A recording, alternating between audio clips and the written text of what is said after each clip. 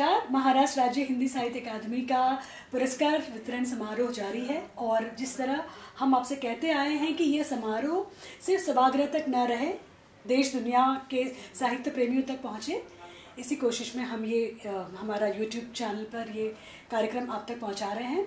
और अमर त्रिपाठी जी हमारे साथ हैं जिन्हें पुरस्कृत किया जा रहा है। तो आपके बारे में मैं कुछ कहूँ इससे पहले आप अवार्ड के बारे में कहेंगे और अपने पुरस्कार के बारे में।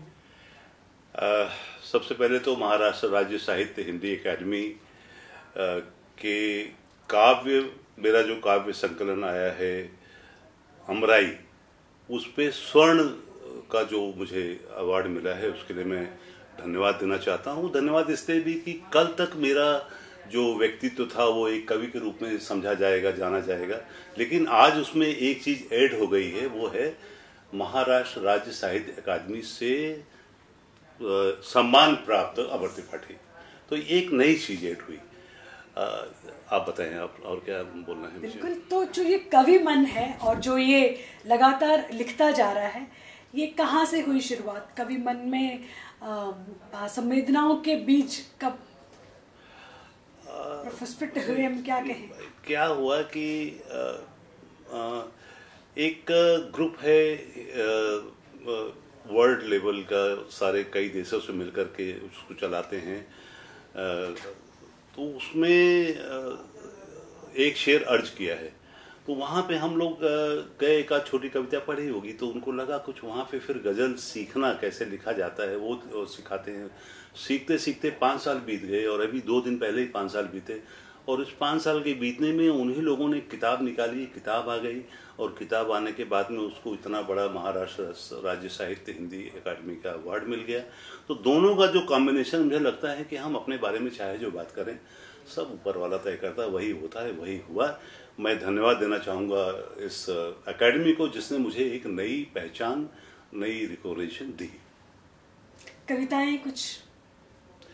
कविताएं मुझे ध्यान नहीं आ रही, लेकिन पिता के दिल में रहती प्रीत पहचानी नहीं जाती, बड़े हो जाएं बच्चे फिर भी निगरानी नहीं जाती, उम्र अब हो चुकी पेशानी पर भी बल पड़े लाखों, मगर कुछ लोग ऐसे हैं जिनके सिर से शैतानी नहीं जाती, मगर कुछ लोग जिनके सिर से शैतानी नहीं जाती, बड़े शायर चुभो देते सुई मिलते ही एक मौका, पुरानी तंज की आदत है मनमानी नहीं जाती,